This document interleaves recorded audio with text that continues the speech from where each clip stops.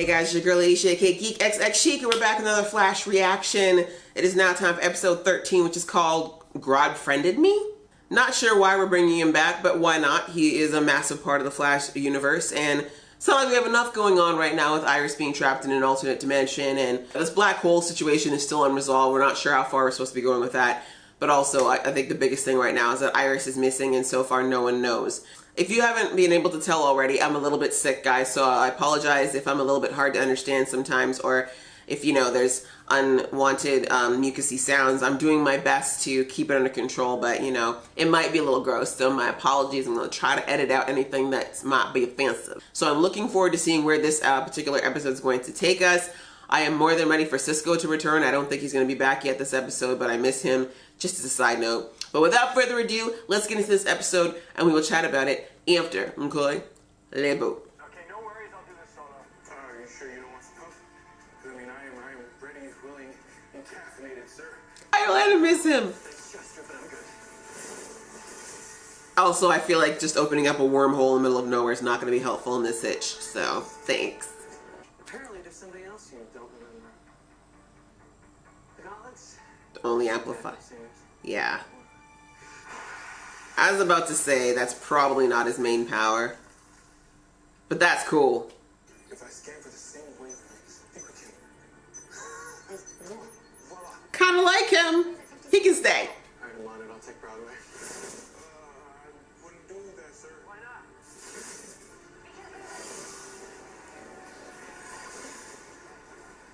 not? Wow, that was so good, Barry.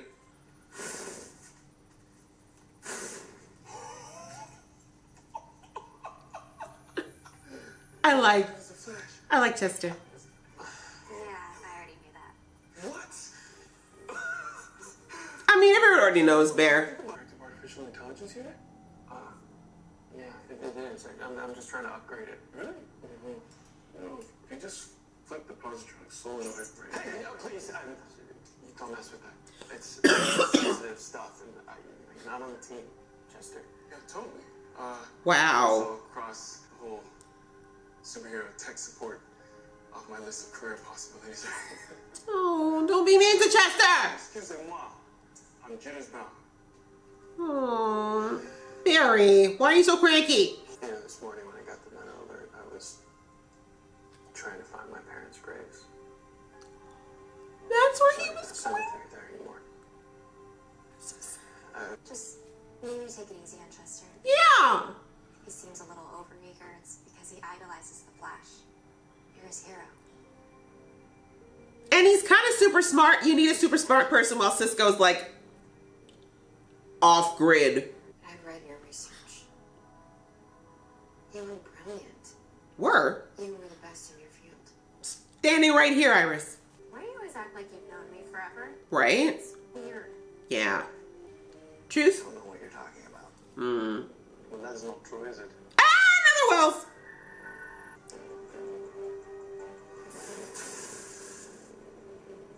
Nice. Now it's gonna explode. I could write this stuff. Uh-oh. See what happens when you lie? Alright. Let's try this. Why is Barry experiencing so much fatigue? Do you notice he keeps shaking his hands?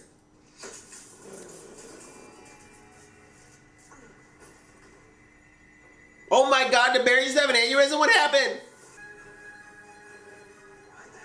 Barry, what have you done? That's what you got for being mean to Chester. And why am I in a cage? So many questions. Is this some kind of twisted fantasy you've always had, Caitlin? Barry told me that you were the one that gave him the advice to trust me with the mirror gun, and now you can't even trust me with this? Oh, I was Snappy. Dad, Carver is mine. You can't just shut me out. I'm sorry, who are you taking this tone with? I didn't mean that. Yeah, you better not have meant it. Back up. That's perfect. See that? Right. Please tell me you picked up on something weird, Joe. Come on. No. Why are men so oblivious? The last. I mean, it's not like you killed him. There we go. He's like, I didn't do it.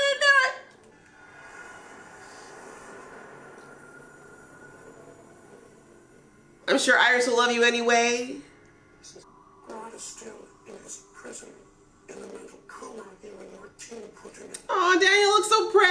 look at her. The portal that gatekeeper guards is the only way out of this prison. Help Grodd. Or? Ryan is sorry. Oh, no! Change. Help Grodd defeat the gatekeeper. No. Bye.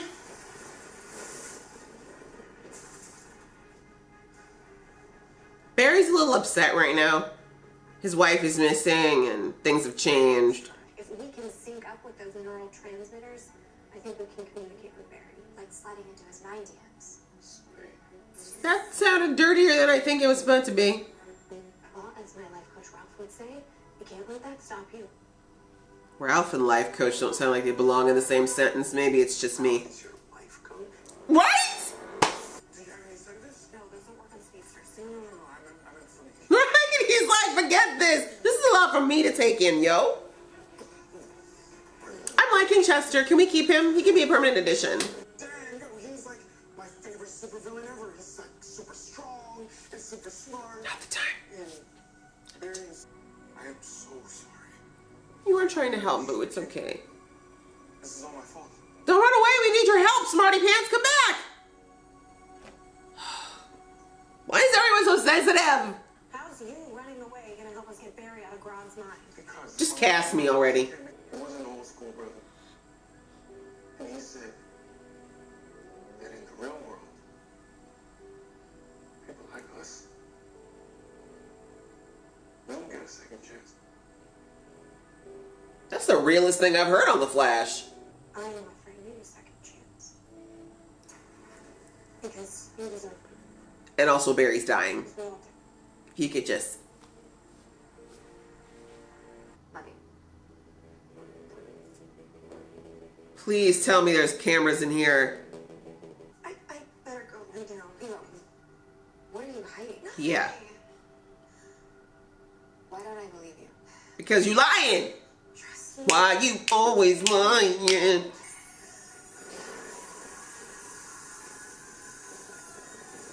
Oh, she can't leave.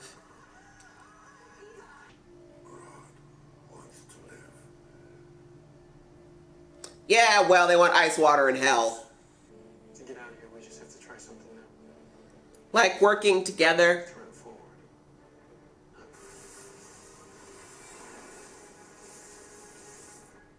That's creepy. What'd you do today? Well, I was inside a giant gorilla for a few hours. Okay. Ah, look at the flash on his chest. It's like cool, but kind of creepy. According to my scans, if you exit the mindscape with your brainwaves still merged, you will end up in one body. I'm not Flash. Gross. Yeah. Yeah, I don't think Iris would be able to get over that, Barry. I'm sorry. There's a line to love, and that's it. You can do Please. this. I believe it. Like, sort of dying. Yes, the Flash believes in you. Let's go. Oh, God. You hear me? Don't let the past win. Put it all behind you and show Solivar what you're made of. Punch him in the monkey balls.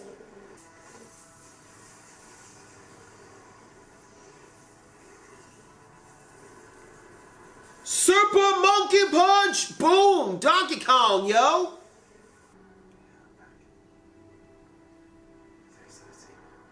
I need you to give me a very full and complex sentence right now, Barry, just to be sure. Do you have any instinct to throw your own poop right now? As long as we know where he is at all times, so. Is he drinking through a Twizzler? Ew. You're kidding. That's great. When? Sister's coming home. Yay! Sorry. And I took that out on you. I'm sorry. Yeah. It's all good. Flash. He's so cute. I like Duster. I think I have some more bandages in the storage room. Where'd you get them? Yeah, of course. What are you now hiding? Maybe she is working with the other Iris. Yeah. Easy peasy. Lemon squeezy. Wait, you can touch? Wait, what? He's real? Reverse Flash. Why?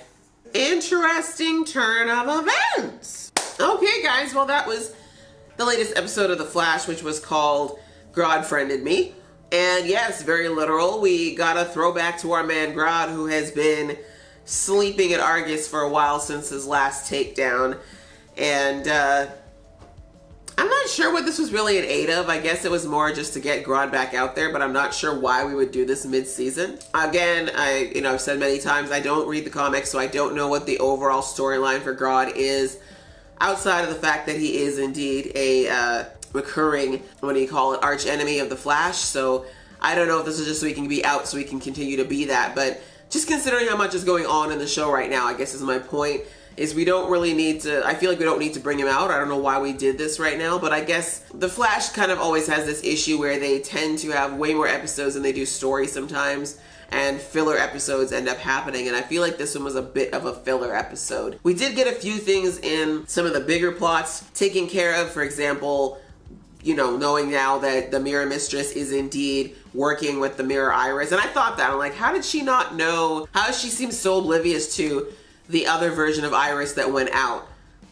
Right? Like, and who grabbed Iris in the first place? So anyway, I guess I will admit though that like she did such a good job of playing the whole like scatterbrain crazy professor behind the mirror that I really had no reason to believe, at least, that she was up to anything too crazy, especially since she acted like she didn't know how to control the mirrors. But turns out she's just an amazing actress.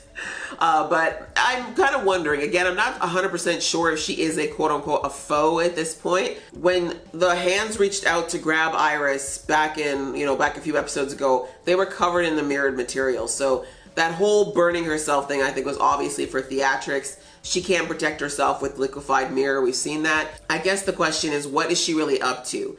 I wasn't sure if all this following the black hole stuff was because the mirrored Iris was taking Iris's memories and thoughts, etc., trying to, I don't know, live her life or whatever, or be like some kind of version of Iris that has all the badassery but without any of the caution. But now I'm starting to realize she's definitely working with the Mirror Mistress. Like, I guess there must be linked, maybe telepathically. And now I'm starting to think that she's looking for a way to either get revenge on her husband or potentially try to take McCulloch back. Or maybe she's planning on getting revenge on everyone. I'm not sure. But at least now I feel better about the fact that I don't think she really wants to keep Iris in there in the sense of any kind of malevolence. I think Iris just unfortunately was in the wrong place at the wrong time, and that she was been looking for a while for a way to get back at her husband. Because she mentioned several times about how her husband moved on and watching him and the world doesn't want her anymore.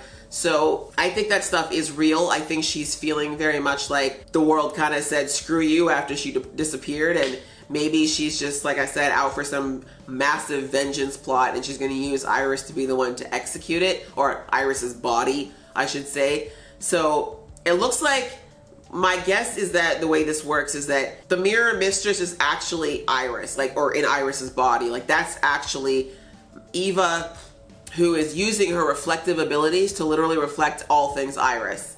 And because Iris is still trapped in there right now, she's able to feed on Iris's mind and certain things about her. I mean, obviously she doesn't know everything, but she's able to pull enough to pull off the fact that she's Iris, right? She's reflecting Iris. I bet there's probably a few things that are mirrored, however. I think some of the things that were dropped in earlier episodes would be true. Like, for example, if Iris had a tattoo, it would probably be inversed, or if she had a mole or something, probably on the wrong side. But so far, we don't have anything like that. We haven't seen anything like that. And I have a feeling that this version of Iris has been keeping some, she's been kissing Barry on the cheek and kind of keeping a bit of physical proximity with him. I think it's very much because she knows if she gets too close, Barry's going to see something and figure out that some things are just not right. And I bet you he's already seen it, and that's part of what's going on in the back of his head, telling him that something's wrong, but it's just not enough. Like, he sees Iris every single day. He feels like he knows her inside and out. So there's probably a part of his brain somewhere that's telling him that something's just ever so slightly off with this reflection, but he just can't figure out what it is because it's just so close to what he already knows. So he's probably been battling, like I said in the last review, in his brain with something's off, but I don't know what. Something's off, but I don't know what. Anyways, it kind of makes a very interesting theory. I don't know if that's the case, but that's kind of what I'm going with. But yes, I feel like that's actually Eva walking around out there, and that Eva's consciousness is actually what's with Iris right now, in this dimension and manifesting herself there to keep Iris busy, because I think she's figured out now that Iris is smart enough to find a way out of there. And I think she needs Iris's body, right? Or maybe it's Iris's consciousness in there. I'm not sure. But anyways, she somehow needs Iris to stay in there in order for her to continue doing what she's doing. I'm hoping that Iris's perception skills are going to kick in the next, episode at least, where she starts to figure out something's off. I mean, she did realize that Eva's trying to hide something, but I don't think yet that she's delving deeper into the idea that it could be something devious. I feel like, unfortunately, we're going to be dealing with Mirror Iris a bit longer, which, like I said, it saddens me only in the sense of, I feel like I said, this mirrored Iris, or Eva, let's just call her Eva, because it's not Iris. Eva, I feel like, unfortunately, because she's wearing Iris's body, she's messing up Iris's life, right? Iris is going to start losing credibility. She's going to start ticking a lot of people off. That tone she took with Joe was hilarious. I mean, the way he just sat back in his chair like, who the heck did this girl think she's talking to? And even if, they figure out that it wasn't the real Iris in the end and the real one comes back, I feel like there could potentially be some damage control that might have to take some time to repair. Outside of that, love the addition of Chester. I love his character. I really do. I liked him in the first episode we saw him in, and I really liked him even more in this episode. I'm not mad at him showing up as part of Team Flash. I notice he is doing a lot of Cisco-like duties, so that makes me a little worried. Carlos is supposed, we saw Carlos. They said Cisco, he had the phone call, he's supposed to be coming back, so for how long is my question? Like, are they grooming him to potentially be a replacement for Carlos? Like, again, I have no idea what the contract situation is with Carlos, but I would be sad if he left the show, is my point. Either way, I do like Chester. I do like the chemistry that he had with what little of the Flash team that we had. His stuff was really, really fun and cute. I do feel like it was a little weirdly placed to have him doing long monologues about his backstory when Barry was literally dying, but I guess they didn't figure out any other way to put it in the episode, and I guess they're trying to also make us as an audience emotionally invest in Chester. But honestly, at this point, the Flash brings in so many randos mid-season that this... I feel like it's fine. They didn't have to do that in this episode. On the note of that, I do have to shout out the Flash for actually hinting. I think they actually might have possibly hinted at a racial issue for the first time ever. I think I said back in season 3 or 4, something like that. Or maybe not in this show, actually. When I was still reacting to the Black Lightning, I think I brought out the fact that the big difference between the Flash and Black Lightning is the fact that the Flash does not even recognize the fact that the Wests are black. Race is not even acknowledged in that show, which is okay. As I said, not everything's got to be that literal in television shows. But the fact that in this episode, Chester kind of alluded to the fact that he was told that because he's a black man, he doesn't get a second chance in this world. That's a very real thing to say on the Flash. I was like, well, okay. We might be making some strides here. Again, I don't want the Flash to turn into something that has to turn into the deep social political stuff that we see, for example, on the Black Lightning, but I do think that in some situations it is applicable and okay to actually recognize and celebrate the fact that Joe and Iris are black and that Cisco is Latino, and those are things, and Allegra is Latino as well, and I'm not sure what nationality that what's her name? Cisco's girlfriend, her name just slipped right out of my head, what she is, but these are things that can be celebrated in a fun way in a show without necessarily making it a racial issue, if that makes sense. That was just like a whoo moment for me in the episode. I couldn't believe they did that. Yeah, that's pretty much it. I don't really have anything to say about the whole Harry / Allegra thing. I don't think it's a big deal at this point. I mean, when they start to give us a reason to really think it's important, I'll care, I guess. Also, what the heck is going on? Is Harry actually seeing the Reverse Flash? What did you guys think of the episode? Where do you think is the whole thing around all the Harrys and all the Welleses? And do you actually think it's the Reverse Flash? Please leave your comments below. Let me know what you're thinking. I love reading those comments and getting involved with you. And if you haven't already, guys, please go ahead and click like on this video. And if you want to see more from this geeky face, please click subscribe. Until next time, see ya!